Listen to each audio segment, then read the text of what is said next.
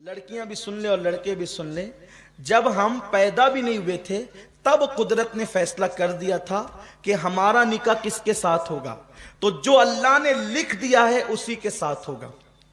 अगर हर लड़की के साथ हमारा निकाह जिसको देखा हो जाता तो ये जो रिश्ते आके जो वापस जाते हैं ना, कई कई साल तक चलता रहता है। आ रहे जा रहे, आ रहे जा रहे। क्यों लोग परेशान होते हैं? अरे सैयद साहब इतनी जगह जाते हैं, पसंद ही नहीं आता। मैं कहता हूं जा लिखा तू वहां पहुंच ही नहीं रहा है। जहां अल्लाह ने लिखा है तू वहां पहुंच ही नहीं रहा है। जहां अल्लाह ने लिखा है जिस दिन वहां पहुंच जाएगा और वो वक्त आ जाएगा तो फिर चट मंगनी पट बिया वाला मसला भी हो जाएगा। लेकिन जब अल्लाह ने जहां लिखा है तू वहां पहुंचता ही नहीं है तो अभी इंतजार कर। ये अल्लाह की तरफ के फैसले होते हैं, अल्लाह की तरफ के। तो रिश्ते आए जाएं तो बहुत ज्यादा जो दिमाग पे टेंशन मत लिया करो।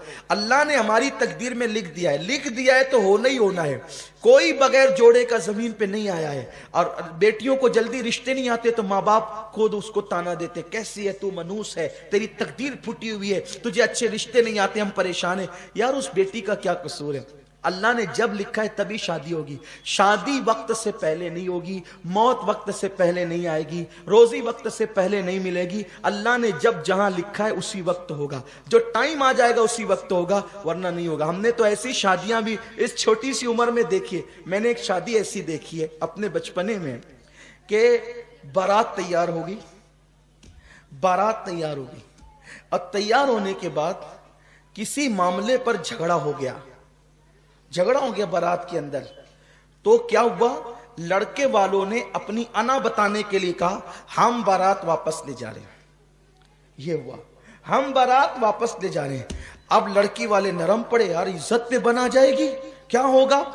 उन्होंने हाथ जोड़े, पैर पकड़े, खुदा के लिए ऐसा मत करो, गरीब की इज्जत से मत खेलो, चलो जो हुआ माफी मांगते, लेकिन मजरा नहीं, हम तो जाएंगे। बहुत मनाया, लोगों ने मनाया, बड़ों ने मनाया, नहीं माने। और वो बारात वापस हुई। लड़की के माँ बाप की तो मौत से बदतर उस वक्त की कैफियत हो गई थी कि वो क्या करें। लेकिन खुदा की शान देखी, अब वहां पे सब रिश्तेदार रो धो रहे हैं कि अब मेहमान आ रहे हैं कि क्या जवाब देंगे इनको। खाना तैयार है, शरबत तैयार है, जहेज तैयार है, क्या करेंगे? ऐसे में एक लड़का अपनी माँ और अपने बाप के साथ शादी में शिरकत के लिए आया था। और वो बहुत मालदार घराने के थे। वो जो बारात आई थी उससे बहुत मालदार घराने के वो लोग थे। जब उनको रोता धोता देखा तो उस लड़के ने अपने माँ बाप से कहा यहाँ इनकी इज्जत बचाना हमारे लिए जरूरी है। क्या ऐसा नहीं हो सकता कि जो सेहरा उस लड़के ने पहना था वही सेहरा मैं पहन लूं? माँ बाप ने कहा कि ये तो बहुत अच्छी बात होगी, चलो अच्छा करते हैं। और 10 से 15 मिनट के दरमियान ये फैसला हो गया। और उसके बाद बारात का जो टाइम था ना जाने का, चूंकि उधर बारात तैयार हो रही थी, बारात का जो टाइम था उस टाइम तक, मेहमानों के आने तक ये दूल्हा सच संवर करके वहां बैठ गया था, आया था शादी में शिरकत के लिए, बन गया दूल्हा। अब लोग हैरान थे ऐसा क्यों हुआ? वो ऐसा इसलिए हुआ कि उसकी किस्मत में नहीं लिखा था, तो ये बहाने से कैंसिल तो होना ही था। ये तो इसकी बीवी बनने वाली थी ना। एक बात मुझे बहुत प्यारी से यहां याद आ गई और उसको बयान करके बात खत्म करता हूं। मुझे मरकज जाना है। इमाम आजम के दौर में एक हादसा हो गया। देखो अल्लाह जो तकदीर में लिखता है ना वही बीवी मिलेगी, उसके सिवा नहीं मिल सकती। इसलिए जरा चक्कर में कम रहा करो कि इधर जैसे बिल्ली की नियत छिछड़े में होती है ना, इधर मुंह डाला। हंसने की बात नहीं है, इबरत हासिल करो। इधर मुंह डाला, उधर ताक, उधर झांक, ये सब बंद करो। इस्लाम का कानून नहीं है। इस्लाम इससे मना करता है, किसी के घर में झांकने से इस्लाम मना करता है। ताक झांक बंद करो। गलियों के अंदर साइकिल लेकर के घूमा तो इधर मुंह डाला, उधर देखा, कोई काम नहीं। गाड़ियां लेकर जबरदस्ती फिर रहे हैं, साइकिल लेकर जबरदस्ती फिर रहे हैं। अल्लाह ने जो तकदीर में लिखा है सुनो, अगर शादी से पहले बदकारी करोगे तो फिर पाक बीवी नहीं मिलेगी। कुरान, अल्लाह के रसूल फरमाते कमा तदीन तुदान, तुम जैसा करोगे वैसा होगा। लेकिन अगर कोई बदकारी कर चुका, उलमा से सुना, बयान सुना और सच्ची तौबा कर ले, फिर अल्लाह तौबा करने वालों की तौबा को कबूल करता है और अल्लाह उन्हें पाक दामन बीबियां भी अता फरमाता है। तो तौबा कर लोगे तो फिर महफूज हो जाओगे, तौबा नहीं करोगे पाक दामन रहो। हजरत इमाम हसन पाक कहते हैं ना, इमाम हसन पाक का कौल है, अगर तुम चाहते हो बीवी पाक दामन रहे तो तुम पाक दामन बनो, तुम्हारी बीवियां खुद ही पाक दामन होगी। अगर चाहते हो बेटियां पाक दामन रहे तो तुम पाक दामन बनो, तुम्हारी बेटियां पाक दामन होगी। अगर चाहते हो कि बेटे पाक दामन रहे, तुम पाक दामन बनो, तुम्हारे बेटे पाक दामन होंगे, तुम्हारी नस्लें पाक दामन होगी इंशाअल्लाह, अगर तुम पाक दामन रहोगे तो जो तकदीर में लिखा है वही मिलने वाला है, उससे ज्यादा नहीं, उससे कम नहीं। इमाम आजम अबू हनीफा रहमतुल्लाह ताला अलैह के दौर में ऐसा हुआ कि दो भाइयों की एक साथ शादी हुई, दो भाइयों की एक साथ शादी हुई और इत्तेफाक से दो बहनें भी वो थी, इधर दो भाई इधर, ऐसा होता है ना, दो भाई दो बहन हो गई।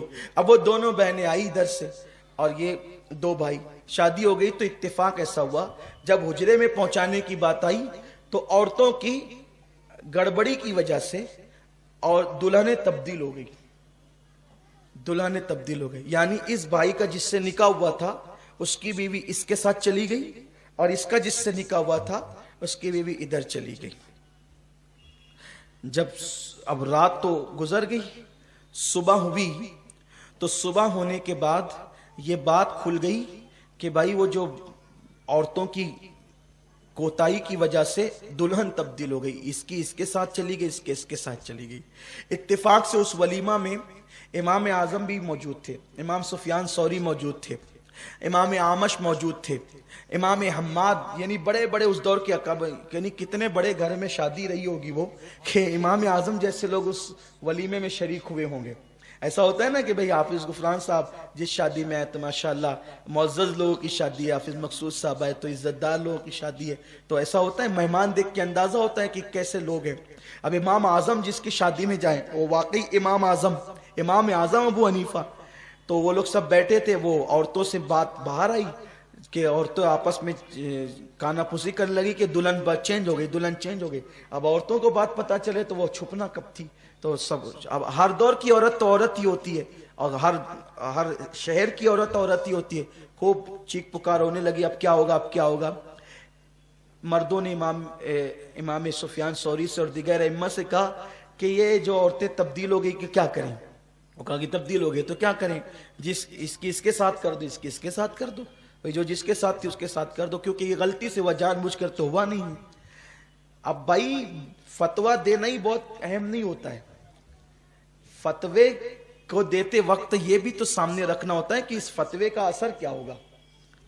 असल बात ये है क्या, चलो ठीक है, जो जिसकी बीवी थी उसके पास पहुंचा दो, गलती से हो गया तो क्या करेंगे। भाई दो बहनें हैं, दो भाई है, एक घर में रहते हैं, अब इसने इसके साथ रात गुजारी, इसने इसके साथ रात गुजारी, अब इसको फिर इसके पास भेजे, इसको इसके पास भेजे, तो ये जिंदगी भर एक दूसरे से नजरें मिला सकेंगे, दोनों भाई एक दूसरे को देख सकेंगे, क्योंकि ये तो इसकी बीवी के साथ गुजार चुका है रात, वो उसकी बीवी के साथ रात गुजार चुका है। तो घर वालों को थोड़ा सा तरह कि भाई चलो ठीक है, जो बीवी जिसकी उसकी उसके पास रहेगी, लेकिन ये रात कहीं और गुजार चुकी है और वो सारी जिंदगी नजर उठा के एक दूसरे को देख सकेंगे, क्या करेंगे। लेकिन उस महफिल में खुशनसीबी उनकी ये थी कि हमारा इमाम इमामुल अइम्मा सिराजुल उम्मा काशिफुल गुम्मा नौमान बिन साबित, जिस पर फिक्र को नाज है, जिस पे इस्लाम को नाज है, जिस पर मुस्तफ़ा जाने रहमत को नाज है, वो इमाम आजम अबू हनीफा फरमाते हैं ये फतवा तो अपनी जगह है कि हर औरत अपनी शौहर के पास चली जाए, लेकिन कुछ समाज का भी तो मामला है, कुछ घरेलू भी तो मामलात है। एक काम करो, दोनों दूल्हे को मेरे पास बुलाओ। वो दोनों दूल्हे आए, आपने उससे पूछा तूने जिसके साथ रात गुजारी वो तुझे पसंद है, उसने कहा हाँ। दूसरे से कहा तूने जिसके साथ रात गुजारी वो तुझे पसंद है, उसने कहा हाँ। फरमाया अब एक काम करो, तुमको ये पसंद है जिसके साथ तुमने रात गुजारी, तो ये जो तेरी बीवी थी तेरे निकाह में थी, तू उसको तलाक दे दे और तू इसके साथ निकाह कर ले जिसके साथ तूने रात गुजारी, और तू इसको तलाक दे दे और ये इसके साथ निकाह कर ले जिससे रात गुजारी। क्योंकि निकाह के बाद अगर विदाई और खलवत नहीं हुई है तो तलाक दी जाएगी, तो उसमें इद्दत गुजारना नहीं पड़ेगा। तो इधर उसने उसको तलाक दे दिया, इधर उसने उसको तलाक दे दिया, और जिसने जिसके साथ रात गुजारा वो उसी की बीवी हो गई, इसने इसके साथ रात गुजारा उसी की बीवी हो गई। देखो निकाह होने के बाद भी कुदरत ने जहां लिखा था, जो जिसको मिलनी थी वो उसी को मिली ना, निकाह भी हो गया है। निकाह होने के बाद भी तो कुदरत का लिखा नहीं टलता, ला तब्दील ले कलिमातिल्लाह। तो और लड़कियों को अगर रिश्ते लेट आते हैं वो बहुत बेचैन होती है कि अरे मुझे रिश्ते नहीं आ रहे हैं, फिर वो कभी कभी गलत कदम उठाती है। लड़के भी उनका अच्छा रिश्ता नहीं होता, बहुत फील करते, अरे यार जो देख के जाता है फिर ना कह देता है, मेरे अंदर कमी कैसे ये सब बताएं, देख के जाते ना कहते। मेरे भैया तेरे अंदर कोई कमी नहीं है, वो तेरे लिए लिखी नहीं थी जिसके माँ बाप तुझे देखने आए थे। मेरी बेटी तेरे अंदर कोई कमी नहीं है, वो तेरे लिए लिखा हुआ नहीं था जिसके लिए जिसके माँ बाप तुझे देखने आए थे। अरे जिस दिन लिखा हुआ आ जाएगा फिर उस दिन नहीं भी देखेंगे तो भी तेरा निकाह हो जाएगा। तो इसलिए अल्लाह के फैसलों पे राजी रहना चाहिए और अपनी बेटियों का निकाह वहां कीजिए जो लोग नबी पाक के वफादार हों। जो नबी का वफादार नहीं वो आपकी बेटी का भी वफादार नहीं हो सकता।